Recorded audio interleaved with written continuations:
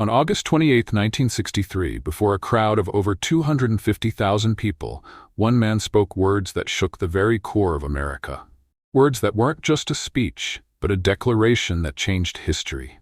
But that moment didn't come easily. He faced threats, cold prison cells, and the constant shadow of death. Yet, he didn't just fight for the rights of Black Americans. He fought for everyone who longed for justice. His life was a journey of courage, intellect, and an unshakable belief in a more just world. So what made Martin Luther King Jr. truly great? How did he fight to reshape America? And what do his final words mean for the world today? Join us as we dive deep into the story of one of history's greatest leaders.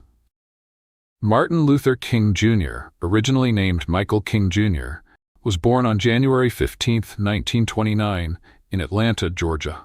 He grew up in a middle-class family with deep roots in the Baptist ministry, where both his parents played a crucial role in shaping his faith and education.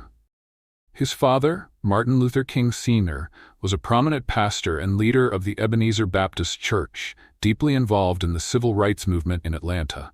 His mother, Alberta Williams King, born on September 13, 1903, was a piano teacher who instilled in her children a love for music and faith. He had an older sister, Willie Christine King, and a younger brother, Alfred Daniel Williams King. His maternal grandparents, Reverend Adam Daniel Williams and Jenny Celeste Williams, were key figures in expanding the Baptist community in Atlanta. Jenny Celeste Williams, one of 13 siblings, was King Jr.'s beloved grandmother, known for her storytelling and unwavering support.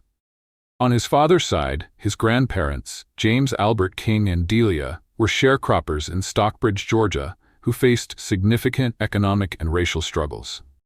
For the first 12 years of his life, King Jr. lived on the second floor of his maternal grandparents' large Victorian home at 501 Auburn Avenue, now part of the Martin Luther King Jr. National Historical Park.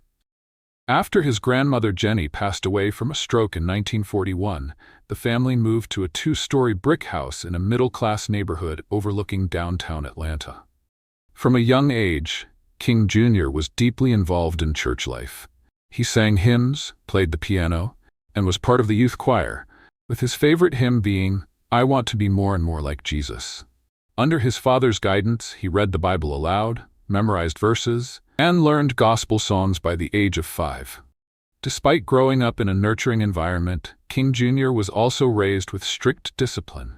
When punished, young King Jr. would stand still, tears streaming down his face, but he never cried out, a quiet strength that would later define his unwavering resilience.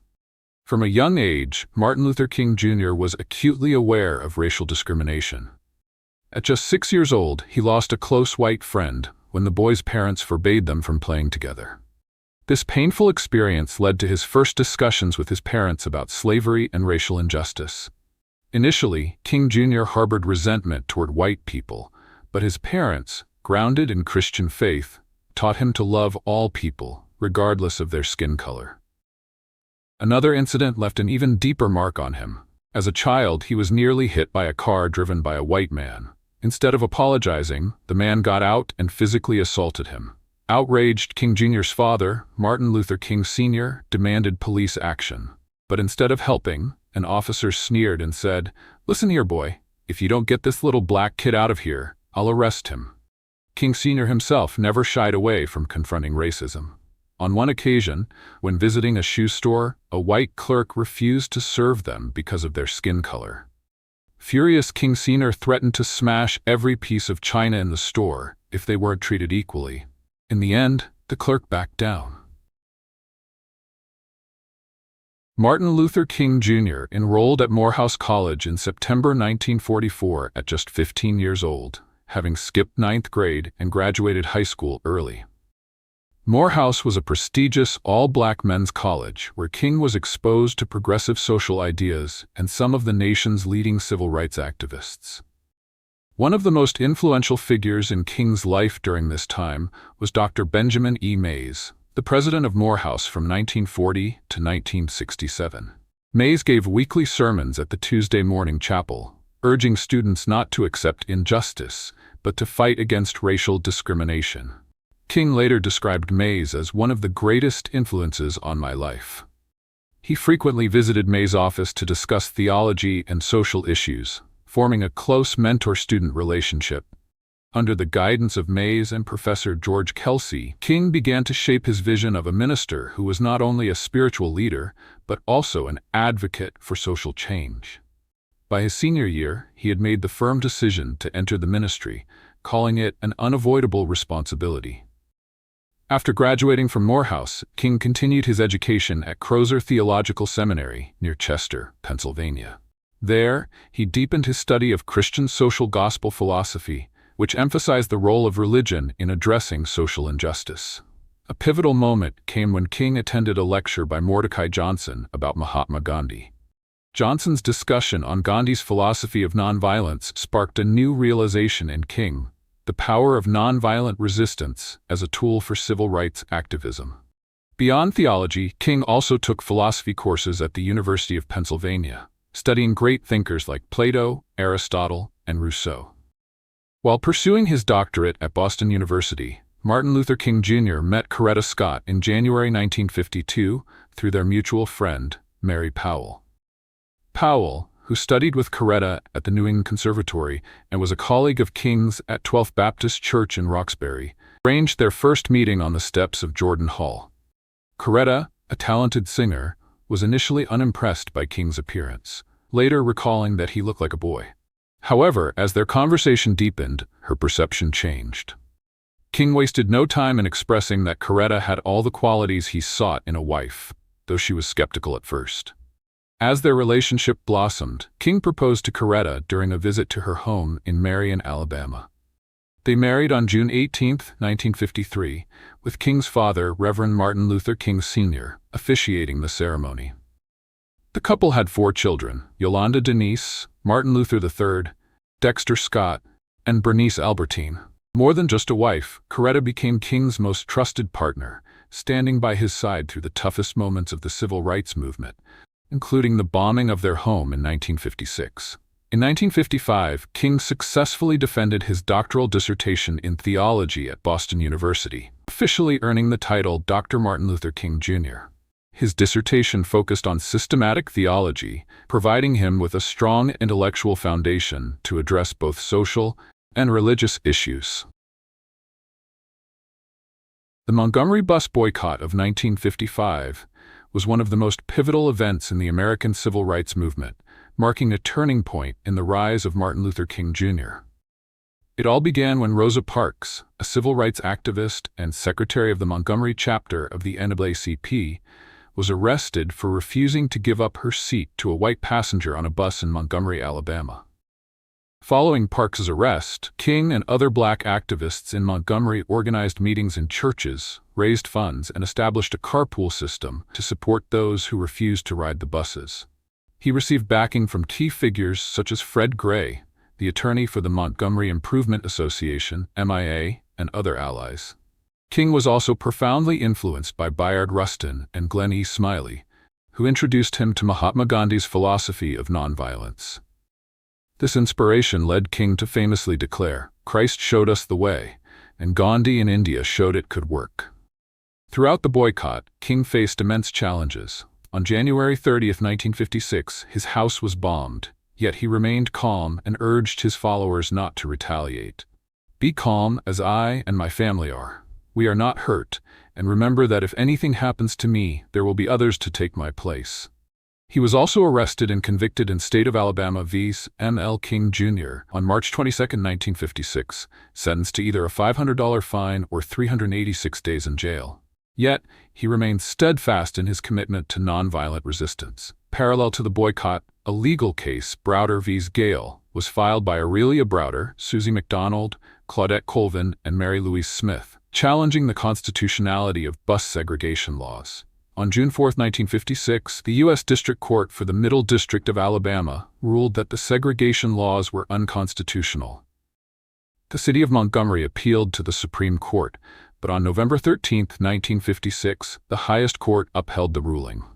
After more than a year, the boycott ended on December 20, 1956, when the decision took effect, forcing Montgomery's bus system to integrate. King issued a statement urging black residents to return to the buses peacefully, without seeking revenge. The following morning, he, along with Ralph Abernathy, E.D. Nixon, and Glenn Smiley, boarded one of the first integrated buses, marking a major victory for the civil rights movement. After the success of the Montgomery bus boycott, Martin Luther King Jr., along with leaders like Bayard Rustin, Ella Baker, and Fred Shuttlesworth, co-founded the Southern Christian Leadership Conference, SCLC. The organization's mission was to coordinate and support local groups fighting for full equality for African Americans through nonviolent protest. SCLC believed in redeeming the soul of America through nonviolent resistance, relying on the strength and independence of black churches. King was elected its first president, and under his leadership, SCLC expanded its influence through campaigns like the Sit-In Movement in 1960 and the Freedom Rides in 1961. In 1963, King and SCLC joined the Birmingham Campaign, collaborating with the Alabama Christian Movement for Human Rights, ACMHR, led by Fred Shuttlesworth, to challenge Birmingham's deeply entrenched segregation system. The city was infamous for its extreme racial discrimination and the brutal tactics of its police chief, Eugene "Bull" Connor. The campaign focused on putting economic pressure on local businesses during the Easter shopping season, the second-largest shopping period of the year, through protests, sit-ins, and boycotts. However, demonstrators faced violent repression as Connor unleashed police dogs, fire hoses, and batons against them, particularly during the Children's Crusade, when hundreds of young black students were arrested or attacked. On April 12, 1963, King was arrested and placed in solitary confinement, where he wrote his famous Letter from Birmingham Jail. In this letter, he defended nonviolent resistance and the moral obligation to challenge unjust laws. By May 1963, the campaign reached a settlement. City officials agreed to desegregate public facilities and hire black workers into managerial positions. However, tensions remained high, culminating in the tragic 16th Street Baptist Church bombing in September 1963, which killed 4 young black girls. The defining moment of the civil rights movement in 1963 was the March on Washington for Jobs and Freedom, which drew over 250,000 people from across the country, including both black and white supporters. Organized by A. Philip Randolph and Bayard Rustin, the march focused on ending employment discrimination, fighting against civil rights abuses targeting African Americans, Latinos, and other marginalized groups, and urging Congress to pass the Civil Rights Act proposed by the Kennedy administration. At this historic event, King delivered his legendary "I Have a Dream" speech from the steps of the Lincoln Memorial. The most iconic part of the speech wasn't in his original script. It was inspired by gospel singer Mahalia Jackson, who urged him, "Tell them about the dream, Martin." King then launched into a powerful vision of racial harmony, declaring his hope for an America where the sons of former slaves and the sons of former slave owners will be able to sit down together at the table of brotherhood. This moment became the defining symbol of the civil rights movement and played a crucial role in the passage of the Civil Rights Act of 1964. In 1964, Martin Luther King Jr. was awarded the Nobel Peace Prize at the age of 35, making him the youngest recipient at the time. He was honored for his unwavering commitment to nonviolent resistance in the fight for civil rights for African Americans. That same year, the Civil Rights Act of 1964 was signed into law on July 2, banning racial segregation in public spaces and workplaces, one of the greatest achievements of the movement King helped lead. Despite these monumental victories, King faced criticism from certain factions, particularly the Black Panther Party and other militant black nationalist movements. They argued that King's commitment to nonviolence was too passive and insufficient in the face of systemic oppression. While both King and the Black Panthers shared the same goal of racial justice, their methods sharply differed. The Panthers emphasized armed self-defense and direct action, whereas King remained steadfast in his belief that peaceful resistance was the only path to lasting change. King launched the Poor People's Campaign, shifting his focus toward economic justice and advocating for government intervention to combat poverty across racial lines. He sought to unite black, white, Latino, and Native American workers in a movement demanding fair wages, better housing, and social welfare reforms. On April 3, 1968, in Memphis, Tennessee, King delivered one of his most powerful and prophetic speeches. "I have been to the mountaintop, and I've looked over, and I've seen the promised land. I may not get there with you, but I want you to know tonight that we, as a people, will get to the promised land." Just one day later, on April 4, 1968, he was assassinated, but his words and vision would continue to shape the course of history. On the evening of April 4, 1968, Martin Luther King Jr. stepped onto the balcony of Room 306 at the Lorraine Motel in Memphis, Tennessee. He was chatting with close friends and fellow activists, Ralph Abernathy, Andrew Young, and Jesse Jackson, unaware that history was about to take a tragic turn. From a nearby boarding house, about 230 feet away, a gunshot shattered the air. The bullet struck King in the neck and shoulder, causing him to collapse. Chaos erupted as his companions rushed to his side, desperately trying to stop the bleeding. An ambulance arrived within minutes, rushing him to St. Joseph's Hospital, but it was too late. At 7:05 p.m., Martin Luther King Jr. was pronounced dead.